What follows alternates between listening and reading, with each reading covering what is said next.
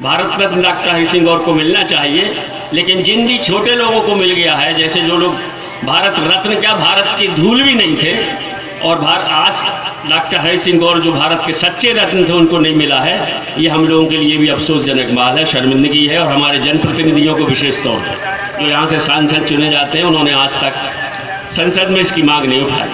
अनेक बातें हैं, और इस चील पहाड़ी गांव के लिए और यहाँ के लोगों के लिए डॉक्टर हरि सिंह गौर हमेशा आदरणीय रहे हैं, रहेंगे। इसी उम्मीद के साथ कि जो कुछ भी सामुदायिक सभी सम्माननीय नागरिक हैं, आज के इस कार्यक्रम में मुझे बुलाया गया, इसके लिए मैं सभी को बल्कि पूरे ग्रामवासियों को धन्यवाद देता हूं कि मुझे इस कार्यक्रम में उपस्थित होने का मौका मिला। मैं माननीय गौर साहब के बारे में कुछ भी कहना या बताना जो कि यहीं से थे, सूरज को दिया दिखाने जैसे होगा, क्योंकि उन्हीं की यूनिवर्सिटी में पढ़ के आज हम लोग इस काबिल बने हैं कि आपके सामने हम लोग मंच पे खड़े हो पाए हैं। ये एक उपलब्धि से बढ़ के और कुछ नहीं हो सकता, इसलिए मैं उस संबंध में ज़्यादा कहने की बजाय इन बातों पे जोर देना चाहूँगा कि जैसा रघु ठाकुर जी ने कहा कि स्कूल उन्नयन की बात है, तो इसमें आप ये मान के चलिए कि स्कूल उन्नयन निश्चित रूप से किया जाएगा।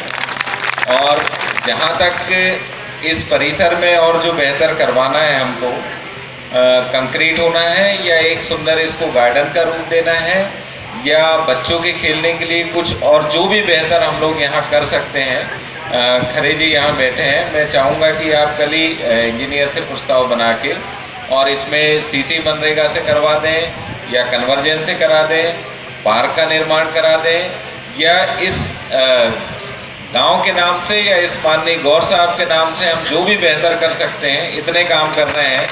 यदि यहाँ भी कुछ बेहतर कर दें तो मेरे ख्याल से ये हम लोगों के लिए सकारात्मक और बेहतर कार्य होगा। तो निश्चित रूप से हम लोग आपको, मैं इस मंच के माध्यम से और मंच को ये मैं आश्वस्त कर रहा हूँ कि इसमें आपको दोबारा किसी को याद दिलाने की ज़रूरत नहीं पड़ेगी। और यदि ऐसा हुआ भी तो आप लोग अधिकार से मुझसे कह सकते हैं या कलेक्टर साहब से कह सकते हैं, लेकिन निश्चित रूप से इसको व्यक्तिगत रूप से हम लोग ध्यान दे के करवाएंगे। अभी अध्यक्ष जी ने बताया, जनपद अध्यक्ष जी ने, कि 15 लाख रुपए 14 लाख रुपए 15वें वित्त से भी इसके लिए स्वीकृत किए गए हैं।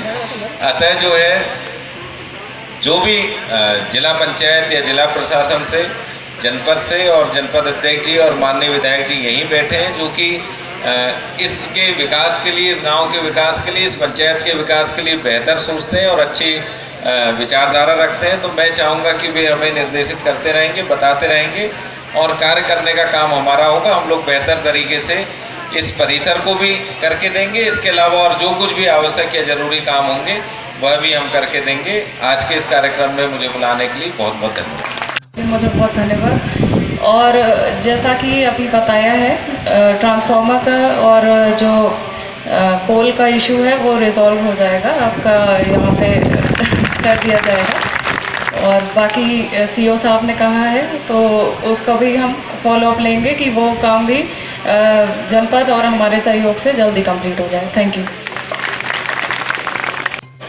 डॉक्टर सर हरि गौर सिंह जी से जुड़े हैं। मुझे जो, जैसा कि पूर्व वक्ताओं ने भी बताया और कुछ किताबों में लेख भी है कि डॉक्टर सर हरि सिंह गौर जी का बचपन हमारे चील पहाड़ी में बीता। यहाँ के जो उस समय जो बच्चे पटुआ पढ़ने जाते थे, तो उस समय भी उनके साथ उनका आना जाना रहता था।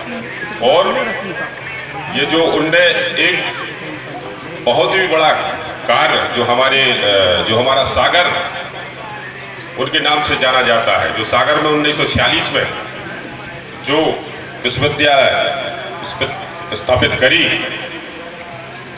जो कि उस समय जिसका भारत में 18वां स्थान था, और एक व्यक्ति के दान करने से बनाई गई जो इमारत वो प्रथम थी।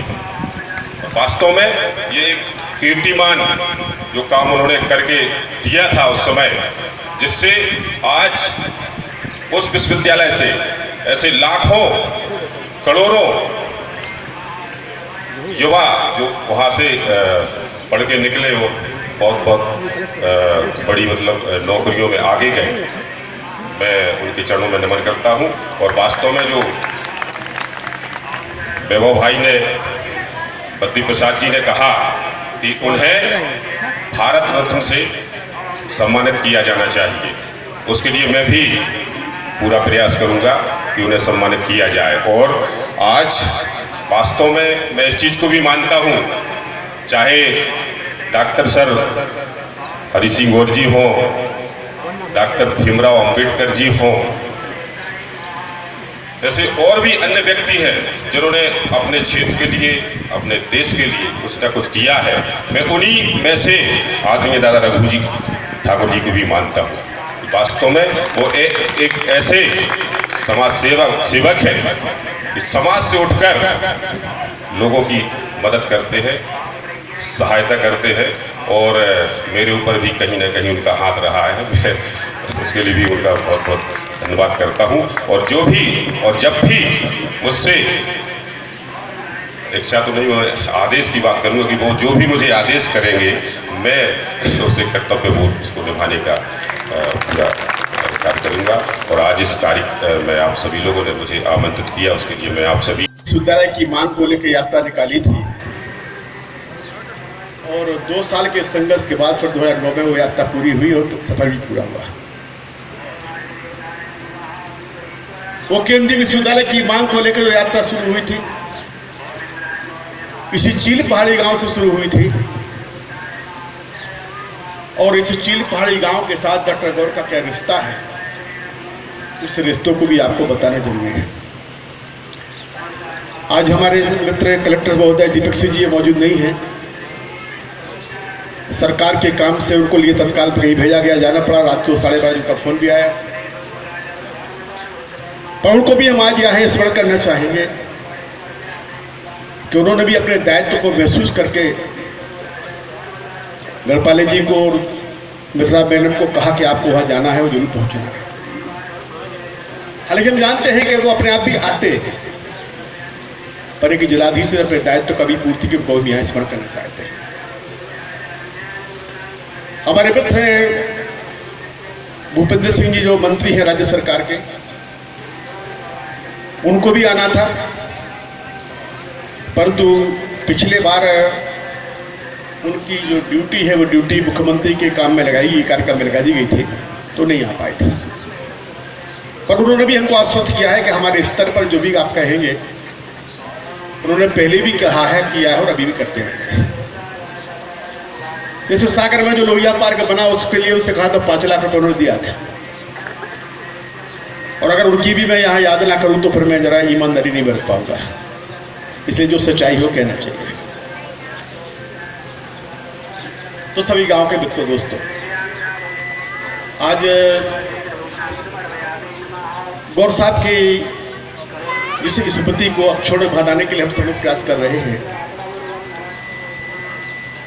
और जो सुमित्रा रानी जी की मूर्ति के लिए अभी आज यहाँ लगाने का प्रयास हुआ है, इसमें भी जिन मित्रों का योगदान उसकी भी चर्चा जरूरी है।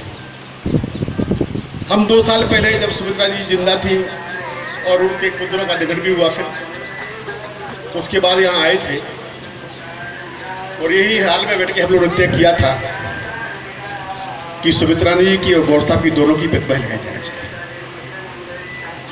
अब लोग सोच रहे होंगे सुमित्रा रानी कौन है, कि क्या हो सकता है, और जब हमने कलेक्टर महोदय से चर्चा की तो उन्होंने भी हमसे पूछा कि ये कौन थी, तो हमने गढ़पाले साहब एक छोटी सी कहानी उनको सुना दी। एक बच्चे को लेकर 2 महिलाओं में झगड़ा होने लगा। एक बोलती थी कि हमारा बेटा है, दूसरी बोलती थी हमारा बेटा है, तो मामला अदालत में पहुंच गया। और जब मामला अदालत में पहुंचा तो काफी देर जज साहब ने पूछताछ की, जान करने का प्रयास किया, पर कोई नहीं कहता, बोलते कि हमारा बेटा, वो कहते हमारा बेटा। तो जज साहब बहुत बुद्धिमान थे, जैसे हमारे गढ़पाले साहब हैं, कि रास्ता निकाल देते। उन्होंने कहा कि कोई बात नहीं, इस बच्चे को आधा आधा काट के दोनों को मार दो। तो जो बच्चे की मां थी बोली कि नहीं नहीं काटिए मत, इन्हीं को दे दो। और ये फैसला हो गया कि बेटा किसका है। गौर साहब कहाँ पैदा हुए, किस जगह पैदा हुए, इसको लेकर कई प्रकार की चर्चा है। पर गौर साहब का रिश्ता इस गांव के साथ क्या है तब मालूम पड़ गया कि उनके समय में दूसरे स्थान पर जो सरकार ने मकान बनाया, यादगार बनाया, उसकी जमीन का लोगों ने पैसा लिया, परंतु सुमित्रा रानी मुश्किल से 2-3-4 एकड़ की जमीन की मालिक। सामने का घर दिख लीजिए, उनका घर है, अभी तो कुछ पक्का था बना, इसके पहले तो ये भी नहीं झोपड़ी थी। उन्होंने कहा कि मैं अपने जमीन में से 80 डिसमिल जमीन, पूरी वो कीमती जमीन है, देती हूँ। तो मुझे विश्वास सा नहीं हुआ। हमने कहा मित्रों से दान पत्र चाहिए, तो सुमित्रा रानी ने दान पत्र लिख करके पहुंचा दिया राज्य सरकार के नाम पर कि हम जमीन दे रहे हैं। तो क्या हो गया कि सुमित्रा रानी का संबंध डॉक्टर हरि सिंह गौर के साथ है। गौर साहब के पास जो कुछ था उन्होंने समाज को देकर विश्वविद्यालय खड़ा करके हम लोगों को काबिल बना दिया। और सुमित्रा रानी के पास जो कुछ था वो देके उन्होंने गौर साहब की स्मृति खड़ी कर दी। और ये रिश्ता है। सुमित्रा रानी जी के जो ससुर के बड़े ससुर थे पंचम सिंह, वो यही के थे। और पंचम सिंह जी के यहाँ उनकी एक बहन आई थी, उनकी शादी हुई थी। एक बहन निमला खेड़ा में भी थी। और सुमित्रा रानी की नत बहू थी, जिनकी मृत्यु 99 साल की। उनके स्मरण में जो बातें थी उनकी कभी कभी वो याद करती थी। आज जिस डॉक्टर गौर को सारी दुनिया याद करती है, सारा हिंदुस्तान याद करता है, उस डॉक्टर गौर की यादों को जी के देखने वाली वो सुमित्रा रानी थी। उनका भी योगदान उत्तम योगदान था। डॉक्टर गौर साहब ने यहाँ पर विश्वविद्यालय बनाया, हम सब कुछ याद करते हैं। आजकल तो विश्वविद्यालय बहुत बन गए, अपने सागर में भी खुल गए, पूरे प्रदेश में खुल गए। पर आज जो विश्वविद्यालय खुल रहे हैं ये शिक्षा के दान के विश्वविद्यालय नहीं है, ये शिक्षा की ऊंची पकड़ी दुकानें हैं। जो पैसे लेके डिग्री बांटने वाली दुकानें हैं। आज डॉक्टर हरि सिंह गौर अगर जिंदा होते और काश कभी हिंदुस्तान की संसद में पहुंचे होते तो डॉक्टर गौर प्रस्ताव लाते कि सारे हिंदुस्तान की जो शिक्षण संस्थाएं हैं उनका निजीकरण खत्म करके सब सरकारी होना चाहिए या दान की। आप तो शिक्षण संस्था को अगर उस समय दुकानें होती तो फिर हम लोग कैसे पढ़ पाते? गढ़पाले साहब बताइए, 2 लाख की फीस कोई दे सकता था? क्यों बहन एसडीएम महोदय कोई दे सकता था उस जमाने में? 1946, आज से 74 साल पहले नहीं दे सकते। उन्होंने ये विश्वविद्यालय खोला, यहाँ के लोगों के लिए खोला, संचय के लोगों के लिए खोला। और एक इंसान की समाज के प्रति वो ईमानदारी वो तेवी याद रखी जाती है कि समाज के गरीब और कमजोर लोग की कितनी वो याद करते हैं। डॉक्टर हरि सिंह गौर के मन में आपके गरीबी की चिंता रही हो, इसकी याद करें। तमाम लोगों ने उनसे कहा यहां मत खोलो, कहां खोलोगे, यहां तो ना सड़कें हैं, ना स्कूल है, ना विद्यालय है, ना कुछ है। डॉक्टर हरि सिंह गौर दिल्ली विश्वविद्यालय के संस्थापक कुलपति रहे थे। उस जमाने में तो जेएनयू थाने की दिल्ली यूनिवर्सिटी थी। और एक बार नहीं 3 बार रहे। और चौथी बार जवाहरलाल जी ने उसे निजी तौर पर कहा कि नहीं आप फिर बन जाइए। तो गौर साहब ने कहा कि दिल्ली विश्वविद्यालय तो बना दिया, और जहां जन्म दिया है उस मिट्टी के प्रति कर्जा है वो चुकाना है, वहां प्रधानमंत्री जी ने समझाने का प्रयास किया, कहां जाओ वो जंगल में, कहीं और बना लो जहां हवाई जहाज जाता। यहाँ तो कोई कॉलेज भी नहीं था, कम से कम जबलपुर में तो काबा कॉलेज था, अमरसन कॉलेज।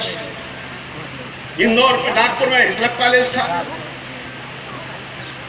परंतु लोग कहा नहीं अभी यही जगह बनाएंगे।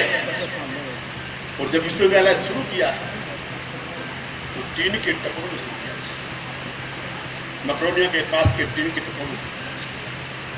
उस जमाने के जो बड़े बड़े प्रोफेसर साहिबान थे उनको चिट्ठी लिखी कि आज हमारे पास देने को पैसा नहीं है, पर हम पे शिक्षा की मुहिम छिड़ी है, आप इसमें हमारा सहयोग करिए। और हिंदुस्तान के तमाम बड़े बड़े जो विश्वविद्यालय के प्रोफेसर लोग थे, उससे भट्टाचार्य से 1 रुपए के ऊपर यहाँ। तो ये जो विश्वविद्यालय है, विश्वविद्यालय केवल विश्वविद्यालय नहीं है, ये हिंदुस्तान के गरीब की धरोहर है, गरीब की विकास। हिंदी विश्वविद्यालय बनेगा पर कुछ समस्या भी आ रही है, एडमिशन की समस्या। और एडमिशन की समस्या के लिए बुरा मत मानना, हम तो राजनीतिक बात नहीं करना चाहते, और जिम्मेवारी किसकी? अभी लोग हमसे कह रहे हैं। उस जमाने के हिंदुस्तान की सरकार के मंत्री जी ने हम लोग के कहने पर जिस दिन उद्घाटन के लिए आए थे स्वर्गीय अर्जुन सिंह जी, 1946 से लेके 2009 का जितना भी पैसा राज्य सरकार ने खर्च किया था, उसका आकलन करा के 900 करोड़ रुपया मध्य प्रदेश शासन को दे दिया कि राजकीय विश्वविद्यालय बना। अब राजकीय विश्वविद्यालय कहां बन गया? सड़क क्या अच्छा? अब आप लोग बनने वाले, आपको तो रोक रहे थे, कोई दल वाले नहीं, कोई पार्टी वाले नहीं, बस बोलो तो रघु ठाकुर बोले, नहीं तो कोई बोले, वो चला गया। जरूरत है, और आज हम लोग को ये भी संकल्प लेना है कि भले आज चला गया हो, परंतु बहुत जल्दी सागर में राजकीय विश्वविद्यालय या महिला विश्वविद्यालय को बनवा के रहेंगे, ये भी सत्ता में। आज गौर साहब की बहुत स्थिति है, किस प्रकार से वो विदेशों में रहे, कितना उन्होंने काम किया। वो अकेले दानवीर नहीं थे, अकेले शिक्षाविद नहीं थे। बुद्ध धर्म के ऊपर जो डॉक्टर हरि सिंह का काम है, उस काम के बारे में जापान की सरकार ने जानते हो क्या लिखा और क्या कहा? जापान सरकार ने लिखा कि डॉक्टर हरि सिंह और ये दुनिया के दूसरे बुद्ध।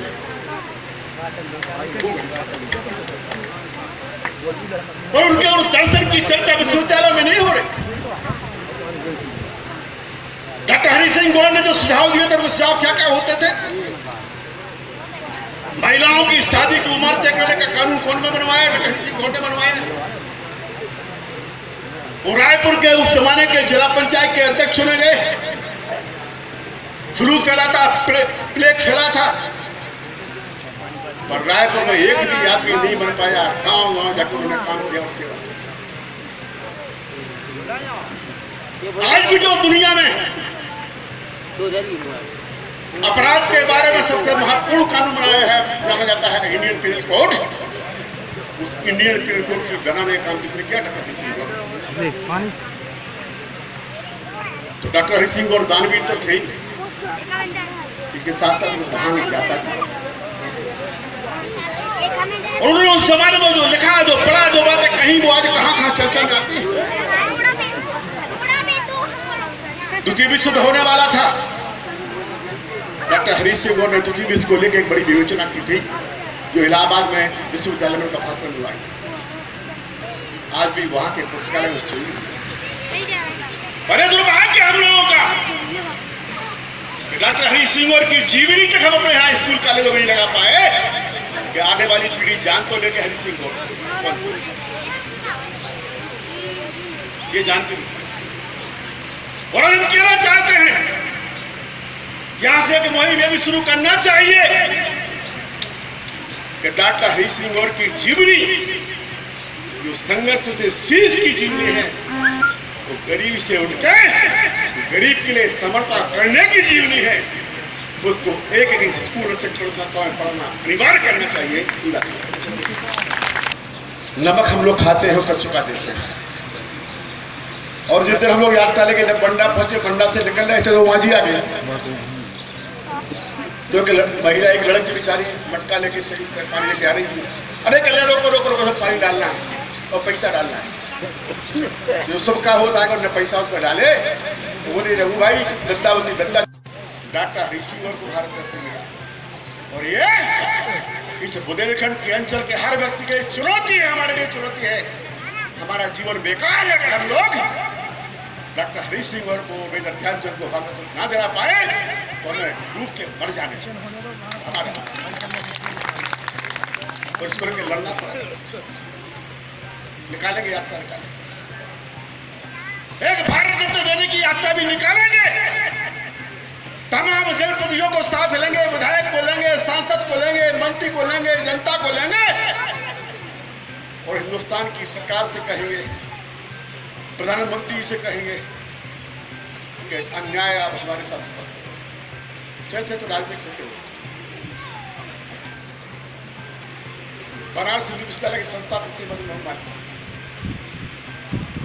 मनमोहन वाल्मीकि भी बड़े नेता थे, कोई शक नहीं है। पर मदन मोहन मालवीय ने जो विश्वविद्यालय बनाया वो विश्वविद्यालय चंदे से बना है, चंदे से, जिसके लिए उन्होंने यहां से लेकर हैदराबाद तक चंदा किया। अलीगढ़ मुस्लिम यूनिवर्सिटी सर सैयद अहमद खान ने बनाई,